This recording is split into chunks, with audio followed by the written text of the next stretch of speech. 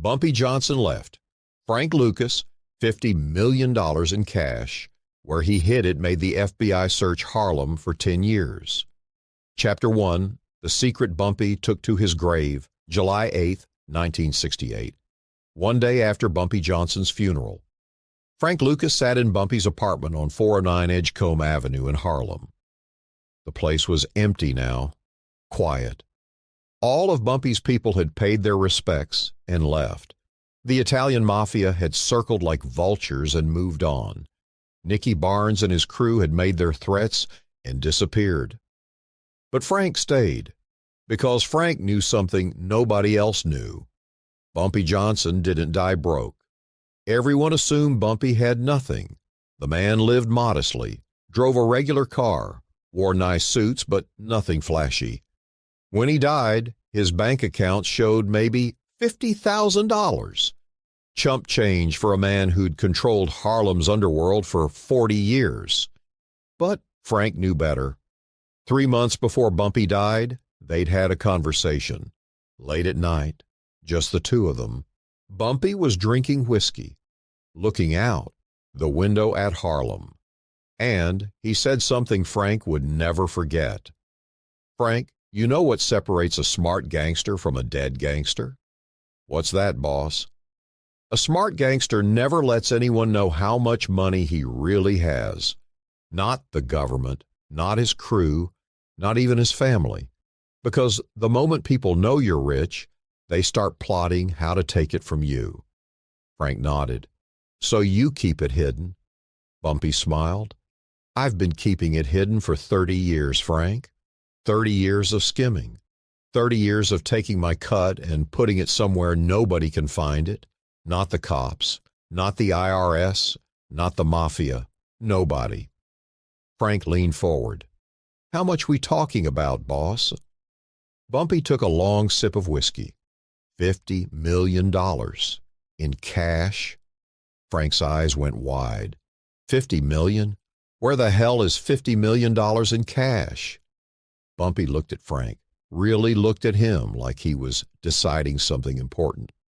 "Frank, I'm getting old. My heart ain't what it used to be. And if something happens to me, I need to know that money goes to someone who'll use it right. Someone who'll keep Harlem strong. Someone who won't waste it or let the white mobsters take it. You want me to have it. I want you to earn it. When I die, and I'm going to die soon, I can feel it. You're going to have to figure out where I hid it. I'm not going to tell you. Because if you can't find it, you don't deserve it. But if you can find it, it's yours. All 50 million. And you use it to build an empire that makes mine look like a lemonade stand." Frank stared at Bumpy. "You serious?" "Dead serious. Prove you're as smart as I think you are, Frank. Prove you're worthy of being the next king of Harlem." That conversation haunted Frank for 3 months. And now Bumpy was dead. And Frank was sitting in Bumpy's apartment trying to figure out where the hell a 62-year-old gangster would hide $50 million in cash. Frank started searching. He tore apart the apartment, checked behind every painting, pulled up floorboards, opened every drawer, looked in the ceiling, the walls, the closets, the bathroom. Nothing. No hidden safe, no loose floorboards with cash underneath, no secret compartment in the furniture. Frank spent 6 hours searching that apartment and found absolutely nothing. He sat down on Bumpy's couch, frustrated, exhausted. Where the hell would Bumpy hide 50 million? And then Frank realized something. Bumpy wouldn't hide it in his apartment. Too obvious, too risky. If the cops ever raided him, they'd tear the place apart and find it in 5 minutes. Bumpy was smarter than that. So Frank started thinking like Bumpy. Where would a man who didn't trust anyone, not the government, not the mafia, not even his own family, hide $50 million in cash?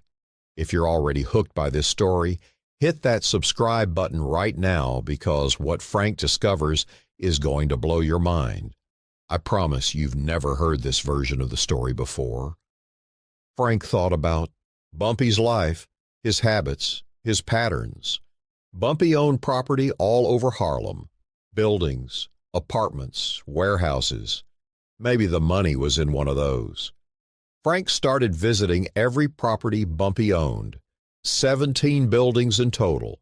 He searched basements, attics, storage rooms, behind walls, under floors. He spent 2 weeks going through every single property and found nothing, zero, not a single dollar. Frank was starting to panic. What if Bumpy was lying? What if there was no 50 million? What if this was some kind of test and Frank was failing it? But no, Bumpy wasn't a liar. If Bumpy said there was 50 million, there was 50 million. Frank just had to think harder. Then Frank remembered something else Bumpy used to say. Frank, the best place to hide something valuable is in plain sight. People always look for hidden things in hidden places. But if you hide something in a place everyone can see, nobody looks twice. In plain sight. Frank's mind started racing. What did Bumpy own? That was in plain sight. What place did everyone in Harlem know about, but nobody would think to search? And then it hit him. The funeral home. Bumpy Johnson owned a funeral home on 125th Street, Renaissance Funeral Home.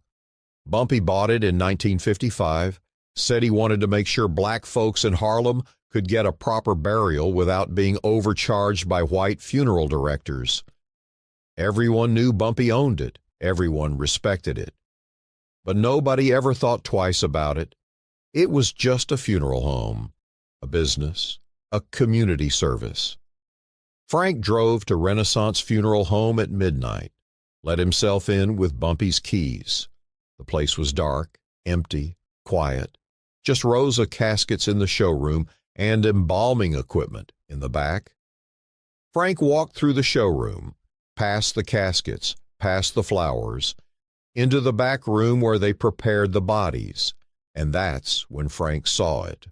A walk-in freezer, the kind funeral homes use to store bodies before embalming. Frank opened the freezer door. Cold air hit his face.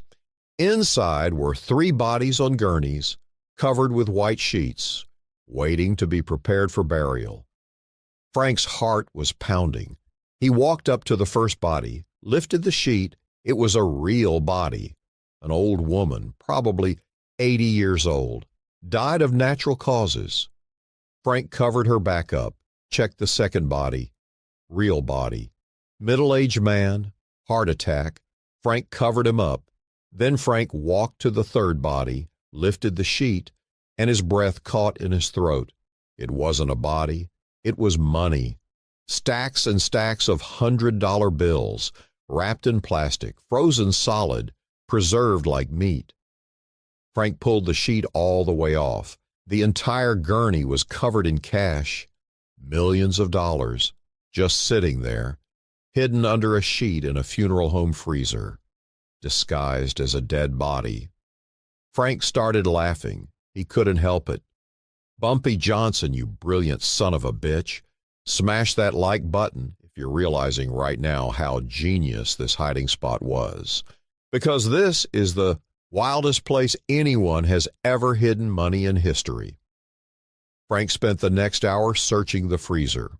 There were 5 more bodies in a secondary freezer in the basement. 6 gurneys total, all of them covered in white sheets, all of them filled with cash instead of corpses. Frank did the math. Each gurney held approximately $8 million in $100 bills. 6 gurneys. That's $48 million, close enough to Bumpy's $50 million estimate. The remaining $2 million was probably in smaller bills or had been spent over the years. But Frank had found it. Bumpy's entire fortune, hidden in plain sight, in a funeral home, disguised as dead bodies, the most perfect hiding spot in the history of organized crime. Frank sat down on the floor of that freezer, surrounded by $48 million in cash, and he started crying, not because of the money, because of what the money represented. Bumpy had trusted him, had believed in him, had left him everything. And now it was Frank's responsibility to honor that trust, to build the empire Bumpy wanted him to build, to prove he was worthy of being the next king of Harlem. Frank Lucas walked out of that funeral home at 3 a.m. with a plan. He wasn't going to move the money, not yet, because Bumpy was right. The best hiding spot is the one nobody knows about. And as long as that money stayed in the funeral home, frozen on gurneys disguised as bodies, nobody would ever find it. Not the cops, not the FBI, not the Italian mafia, not Nicky Barnes, nobody. Frank could access it whenever he needed it, take what he needed for his operation, and leave the rest hidden, perfectly safe, perfectly invisible. But Frank wasn't the only person looking for Bumpy's money. Chapter 2. The FBI Manhunt, August 1968. 1 month after Bumpy's death, FBI agent Dennis McCarthy got a tip from an informant. Bumpy Johnson had a fortune, $50 million, hidden somewhere in Harlem. If you find it, you can seize it. Use it to fund your investigations. Find it. McCarthy was a 20-year veteran of the FBI, specialized in organized crime. He'd been tracking Bumpy Johnson for 15 years, tried to arrest him a dozen times. But Bumpy was too smart, too connected, too careful. McCarthy never got him. And now Bumpy was dead. But if Bumpy really had 50 million hidden somewhere, McCarthy wanted to find it, not for personal gain, for the Bureau. 50 million could fund FBI operations in New York for a decade, could take down the mafia, could clean up Harlem. McCarthy assembled a team, 6 agents, all experienced, all determined. And they started searching. They got warrants for every property Bumpy owned, searched his apartment, his buildings, his warehouses. They interviewed Bumpy's family, his associates, his enemies. They followed leads, chased rumors, investigated banks. Nothing. No 50 million, no hidden accounts, no safe deposit boxes. McCarthy started to think the tip was bullshit. But then he got another lead, a second informant, someone close to Bumpy, someone who claimed Bumpy used to joke about where he hid his money. He said he kept it cold, said it was the safest place in the world, said even if the cops found it, they'd never recognize it. McCarthy thought about that. Kept it cold. What the hell does that mean? A freezer, a refrigerated warehouse, a cold storage facility? McCarthy's team started investigating every cold storage facility in Harlem. Commercial freezers, meat lockers, ice cream factories. They searched for 3 months, interviewed workers, checked manifests, looked for any connection to Bumpy Johnson. Nothing. Zero. No evidence Bumpy ever used any cold storage facility in New York. McCarthy was running out of options. His supervisors were getting impatient. The FBI had spent thousands of dollars chasing a rumor, and they had nothing to show for it. But McCarthy couldn't let it go, because he knew Bumpy, knew how smart Bumpy was, knew Bumpy wouldn't just disappear 50 million, it had to be somewhere, so McCarthy changed his strategy. Instead of searching for the money directly, he started watching the people who might know where it was. He put surveillance on Frank Lucas, on Nicky Barnes, on everyone in Bumpy's inner circle, watched their movements, their spending, their behavior. And that's when McCarthy noticed something strange. Frank Lucas was spending money, not crazy money, but more than a driver should have. New clothes, nice meals, small investments, nothing flashy, nothing obvious. But enough to make McCarthy suspicious. Where was Frank getting his money? Frank didn't have a job, didn't have a business, hadn't inherited anything from Bumpy officially. So where was the cash coming from? McCarthy got a warrant to tap Frank's phone, followed him for 6 months. And McCarthy noticed a pattern. Once a month, late at night, Frank Lucas would drive to 125th Street, park near Renaissance Funeral Home, go inside for 30 minutes, then leave. Every single month. Same routine, same time. McCarthy thought that was odd. Why would Frank Lucas be visiting a funeral home at midnight once a month? McCarthy started investigating Renaissance Funeral Home, pulled the business records. Bumpy Johnson had owned it since 1955. But after Bumpy died, the ownership transferred to a shell company. No name attached, just a corporation. That was suspicious. McCarthy got a warrant to search Renaissance Funeral Home, September 1969. 15 months after Bumpy's death, McCarthy and his team raided the funeral home at 6 a.m. They brought dogs, metal detectors, ground-penetrating radar. They searched the entire building, the showroom, the office, the embalming room, the basement.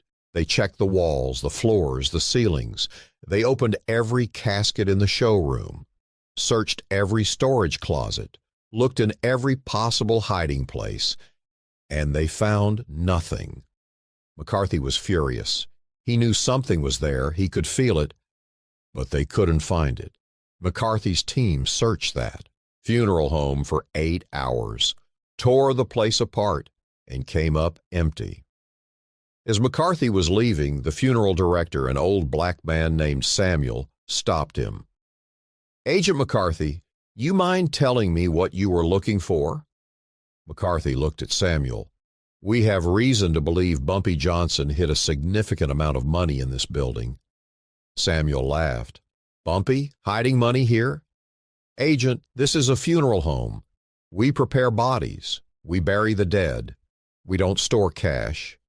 You knew Bumpy owned this place." "Of course I knew. Bumpy was a good man, gave black folks in Harlem dignity in death. But he never hid anything here. This is a legitimate business." McCarthy didn't believe him, but without evidence there was nothing he could do. McCarthy left the funeral home empty-handed, but he didn't give up. For the next 10 years, McCarthy kept searching. He raided properties, followed leads, interviewed informants. He became obsessed with finding Bumpy's $50 million writers. His colleagues started calling him Captain Ahab behind his back, the man chasing a white whale that didn't exist. But McCarthy believed. He knew that money was real. He knew Bumpy had hidden it. He just couldn't figure out where. Subscribe right now if you want to see how this 10-year manhunt ends, because the truth is about to come out in the most unexpected way. Chapter 3, The Truth Revealed, 1975. 7 years after Bumpy's death, Frank Lucas had built an empire. Using Bumpy's $48 million as seed capital, Frank created the most sophisticated heroin operation in American history. He was making $1 million a day, owned properties across New York and New Jersey, had corrupted dozens of cops, had partnerships with the Italian mafia. Frank Lucas had become everything Bumpy wanted him to be: the king of Harlem, the richest black gangster in America. But Frank made one critical mistake. He wore a chinchilla coat to the Muhammad Ali versus Joe Frazier fight in 1971. And that coat got him noticed. Detective Richie Roberts started investigating Frank, built a case, and in 1975, Richie Roberts and the DEA raided Frank's house in Teaneck, New Jersey. They arrested Frank Lucas, seized $584,000 in cash, found heroin, found ledgers, found evidence of the entire operation. Frank Lucas was facing life in prison. And sitting in that jail cell, Frank made a decision. He was going to cooperate.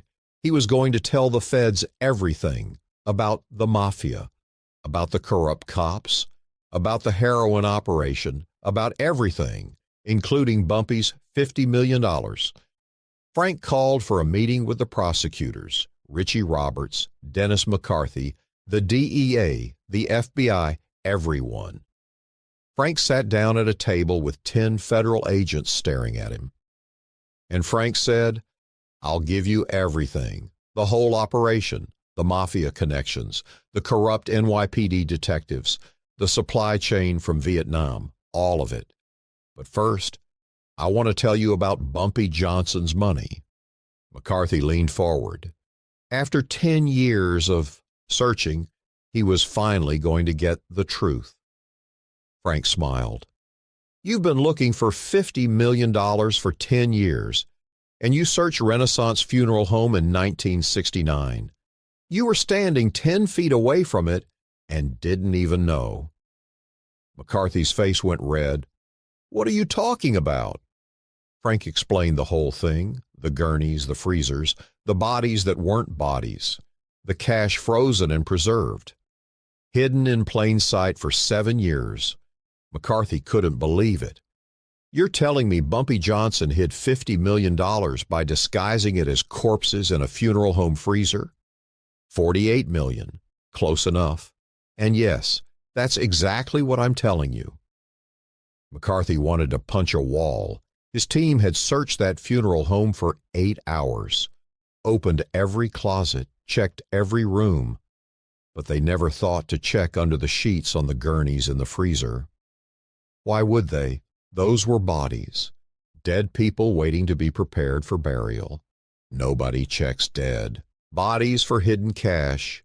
It was the perfect hiding spot. McCarthy immediately got a warrant, sent a team to Renaissance Funeral Home.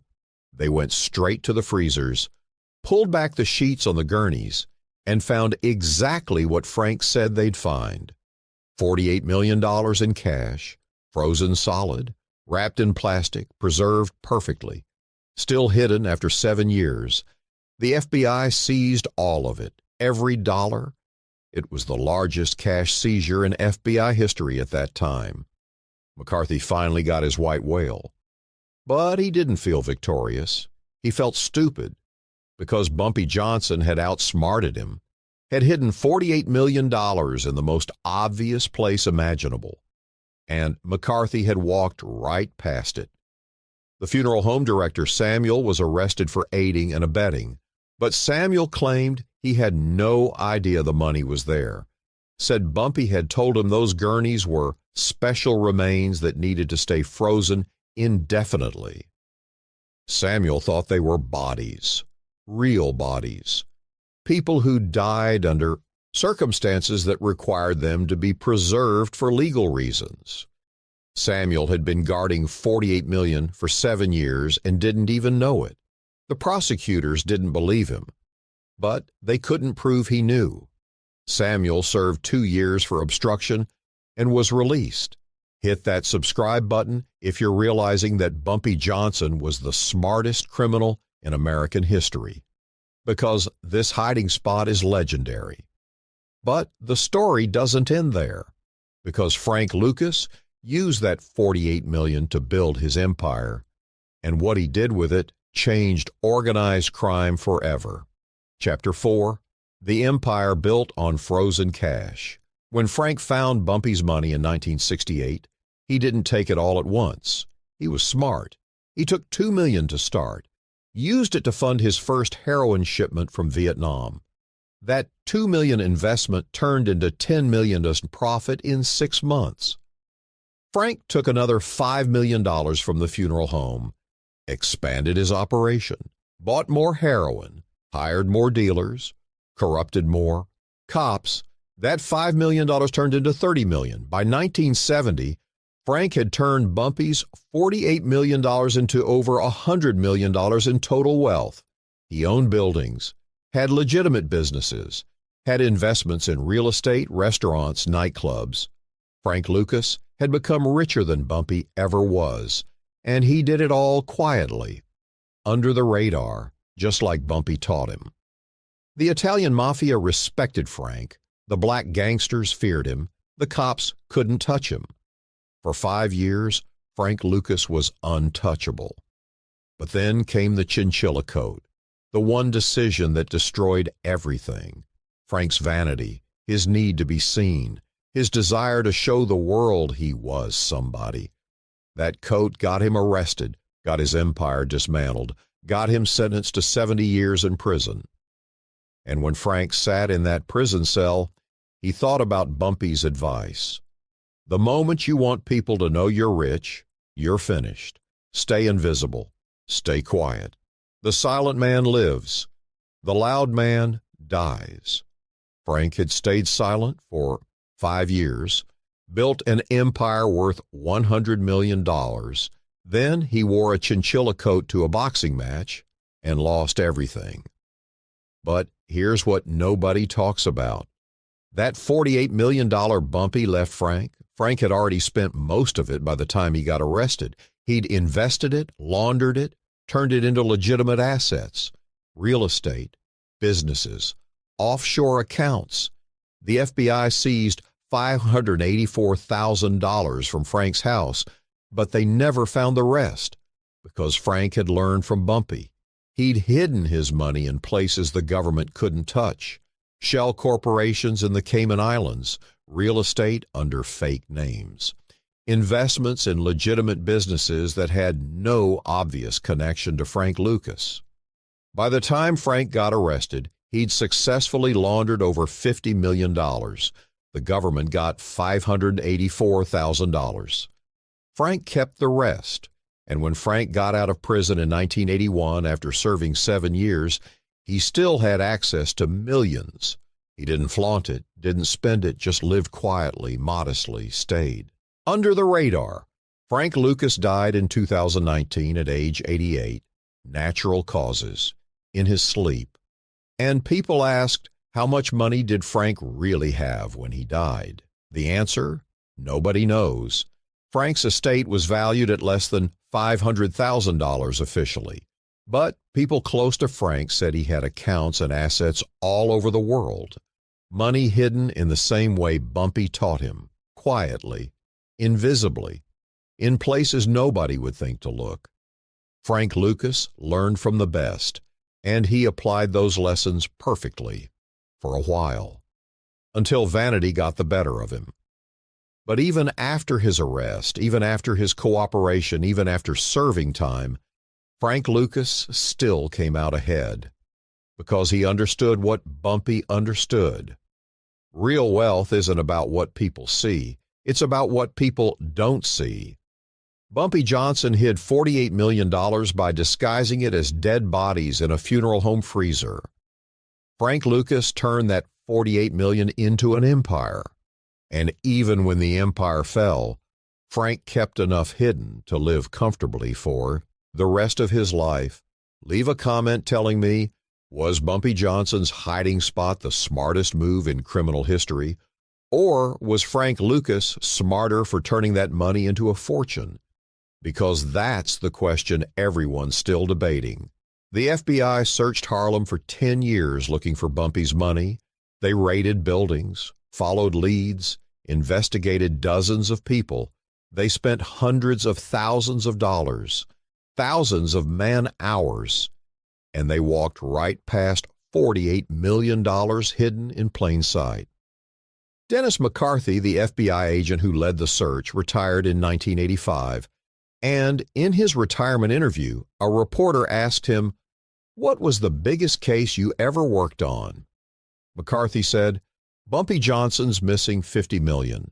We searched for 10 years, and when we finally found it, I realized we'd searched the exact location in 1969 and missed it. That's when I learned the most important lesson of my career. The best criminals don't hide things in secret places. They hide things in obvious places because people always overlook the obvious." McCarthy was right. Bumpy Johnson taught Frank Lucas that lesson, and Frank Lucas applied it to everything. His heroin operation, his money laundering, his investments. Frank hid his empire in plain sight, legitimate businesses, real estate, legal investments. And even when the government caught him, they only found a fraction of what he really had. Because Frank learned from Bumpy. The silent man lives. The loud man dies. Bumpy died quietly in his sleep. Frank lived to 88. Both men understood the game better than anyone else. Hit that like button one more time if this story taught you something about power, money, and the art of staying invisible. Because that's what Bumpy and Frank's legacy is really about. Not the crime, not the drugs, not the violence, the intelligence, the strategy, the ability to see what everyone else misses. Bumpy Johnson hid $48 million by turning it into something nobody would ever suspect. Dead bodies. Frank Lucas turned that $48 million into an empire by doing business smarter than the mafia. And when it all came crashing down, Frank still walked away with more money than most people will ever see in their lives. Subscribe right now if you want more untold stories about the people who changed history by thinking differently. Because Bumpy Johnson and Frank Lucas didn't just break the rules, they rewrote them. And 50 years later, people are still talking about the funeral home, the frozen cash, the 10-year FBI manhunt, the empire built on a dead man's hidden fortune. Rest in peace, Bumpy Johnson, 1905 to 1968, the man who hid $48 million in the most genius way imaginable.